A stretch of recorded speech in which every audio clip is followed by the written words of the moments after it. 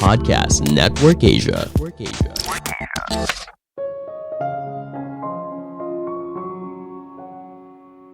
Video game itu jangan dianggap sebagai cuma hiburan, tapi ini bisa merupakan ajang latihan soal strategi dan kepemimpinan. Halo semuanya, nama saya Michael. Selamat datang di podcast saya, Sikutu Buku. Kali ini saya akan membahas kalau bermain video game ternyata bisa berkontribusi pada keahlian seseorang di dunia nyata. Ini merupakan rangkuman dari video TED Talk William Collis yang berjudul How Video Game Skills Can Get You Ahead in Life dan diolah dari berbagai sumber. Mungkin mayoritas orang berpikir kalau video game hanya permainan belaka. Ya memang betul, awalnya video game didesain sebagai permainan yang bisa dinikmati segala usia. Namun seiring perkembangan zaman, video games tidak hanya dilihat sebagai hiburan, tapi bagi segelintir orang, video game ini bisa jadi sebuah olahraga yang menantang. Para pemain game profesional melihat game tidak hanya sebagai hiburan, tapi mereka bisa menghabiskan puluhan atau bahkan ratusan jam untuk mengulik game tersebut, berlatih, menyusun strategi, hingga menyusun sebuah tim untuk memenangkan pertandingan. Kriteria untuk jadi pemain game profesional juga tidak jauh berbeda dengan atlet profesional. Mereka butuh disiplin, kerja keras, punya keahlian teknis yang mumpuni, serta strategi untuk menang. Sebelum kita mulai, buat kalian yang mau support podcast ini agar terus berkarya, caranya gampang banget. Kalian cukup klik follow. Dukungan kalian membantu banget supaya kita bisa rutin posting dan bersama-sama belajar di podcast ini.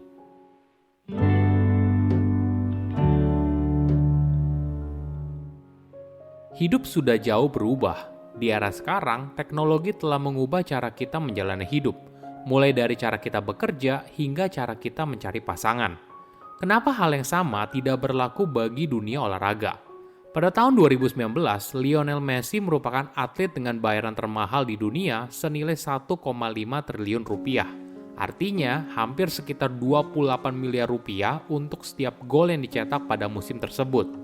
Keahlian Messi yang sangat hebat membuatnya sangat dipuja oleh para fans dan juga sponsor. Bukan hanya itu, mayoritas orang di dunia juga suka dengan olahraga sepak bola.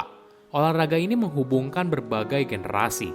Kita bisa menikmati siaran sepak bola dengan kakek nenek atau bahkan dengan cucu mereka. Namun William menyukai olahraga yang berbeda. Sejak kecil, dia menyukai video game dan terpukau atas strategi yang kompleks dan refleks yang presisi dari sebuah permainan game. Keahlian ini sama hebatnya dengan atlet lain yang ahli di bidangnya. Kecintaan William pada video game tidak hanya dirinya seorang. Ratusan juta orang juga menonton perlombaan video game internasional seperti League of Legends World Championship.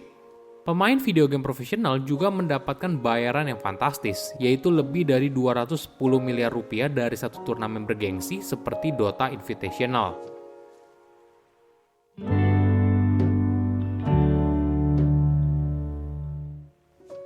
Kenapa pemain video game profesional bisa dibayar semahal itu? Jawaban utamanya ya karena bermain game secara profesional itu butuh keahlian, bukan hanya sekedar hiburan.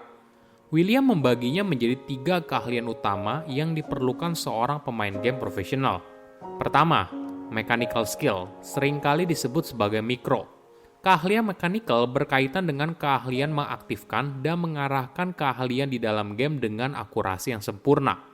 Bisa diibaratkan keahlian ini seperti kamu sedang bermain piano.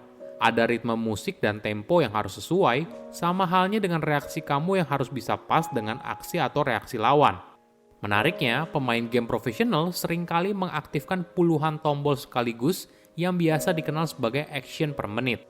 Sebagai gambaran, pemain game profesional bisa mencapai 300 action per menit, atau sekitar 1 aksi setiap 1/5 detik. Sedangkan untuk e-sport yang lebih kompleks seperti StarCraft, pemain profesional bisa mencapai 600 action per menit, sehingga mereka bisa mengontrol satu pasukan dalam waktu yang sama. Ini bukan hal yang mudah. Gambarannya gini, bayangkan sebuah game klasik seperti Super Mario Brothers.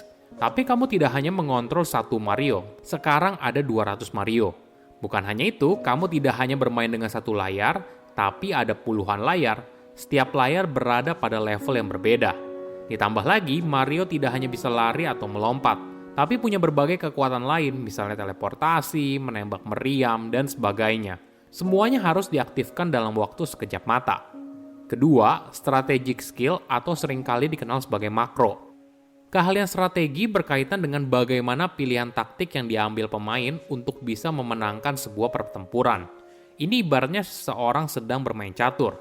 Kamu harus merencanakan untuk menyerang, membalas serangan, dan menciptakan sebuah pertempuran yang menguntungkan diri kamu. Menariknya lagi, video game selalu berubah. Misalnya game populer seperti Fortnite bisa memberikan update hampir setiap minggu. Kadang pembaruan itu tidak hanya untuk membuat game lebih lancar, tapi mereka juga memperkenalkan hero baru, keahlian baru, atau bahkan peta yang baru. Perubahan yang terus-menerus memaksa para pemain harus beradaptasi. Pemain profesional tidak hanya harus berlatih, tapi mereka harus jadi kreatif dan mencoba hal yang baru. Untuk membayangkan betapa sulitnya hal ini, mungkin kita bisa mengibaratkannya dengan permainan basket. Setiap beberapa minggu sekali, aturan basket bisa saja berubah. Pemain diperbolehkan menggunakan strategi baru untuk menang. Ketiga, kepemimpinan atau bisa dikenal sebagai shot calling. Terminologi ini ditujukan untuk seorang pemain yang tugasnya memberikan arahan dalam sebuah game. Para pemain biasanya selalu berkomunikasi secara private dengan rekan timnya yang lain. Inilah yang membuat mereka bisa menyusun strategi agar bisa mengalahkan lawan. Posisi shot caller ini sangat krusial. Orang ini bisa mengubah kondisi dalam permainan dan membantu timnya untuk menang. Di sisi lain, apabila tidak optimal, maka hal ini bisa berujung pada kekalahan. Keahlian ini boleh dibilang sama seperti keahlian pemimpin yang ada di eksekutif perusahaan atau kapten dalam sebuah tim. Ini merupakan keahlian untuk memanfaatkan peluang, membuat keputusan yang jelas, dan menginspirasi anggota lainnya untuk mengikuti apa yang dikatakan.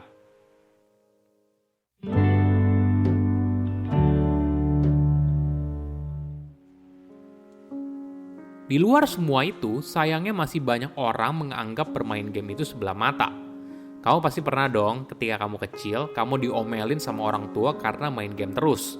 Kamu lalu dibilang, jangan main game terus di rumah, sana pergi olahraga, main basket, dan sebagainya. Tentunya olahraga itu penting, tapi kita tidak boleh menganggap kalau video game itu hanya permainan belaka. Video game ternyata bisa berguna bagi kehidupan seseorang. Itulah kenapa video game seharusnya bisa mendapatkan tempat yang sama dengan atlet olahraga tradisional. Karena ini bukan hanya hiburan, tapi membutuhkan keahlian yang luar biasa untuk jadi pemenang. Oke, apa kesimpulannya? Pertama, main game itu ternyata butuh keahlian. Banyak orang menganggap main game itu hanyalah hiburan semata. Itulah yang membuat video game seringkali dianggap sebelah mata. Padahal untuk menjadi pemain game profesional butuh keahlian yang tinggi. Tidak hanya soal keahlian mekanik seperti akurasi dan kecepatan memencet tombol, tapi juga soal strategi dan juga kepemimpinan. Kedua, belajar soal strategi dari video game. Keahlian strategi berkaitan dengan bagaimana pilihan taktik yang diambil pemain untuk bisa memenangkan sebuah pertempuran. Ini ibaratnya seseorang sedang bermain catur. Kamu harus merencanakan untuk menyerang, membalas serangan, dan menciptakan sebuah pertempuran yang menguntungkan diri kamu. Sama halnya seperti kamu sedang merancang sebuah strategi bisnis. Ketiga, belajar kepemimpinan dari video game. Dalam sebuah permainan tim, ada satu orang yang disebut sebagai shot caller, seorang pemain yang tugasnya memberikan arahan dalam sebuah game. Posisi shot caller ini sangat krusial. Orang ini bisa mengubah kondisi dalam permainan dan membantu timnya untuk menang. Sama halnya seperti pemain dalam dunia nyata. Orang ini harus bisa memanfaatkan peluang, membuat keputusan yang jelas, dan menginspirasi anggota lainnya untuk mengikuti apa yang dikatakan. Saya undur diri, jangan lupa follow podcast Sikutu Buku. Bye-bye.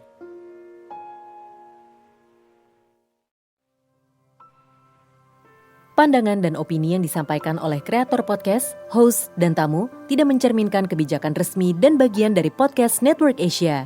Setiap konten yang disampaikan mereka di dalam podcast adalah opini mereka sendiri dan tidak bermaksud untuk merugikan agama, grup etnik, perkumpulan, organisasi, perusahaan, perorangan, atau siapapun dan apapun.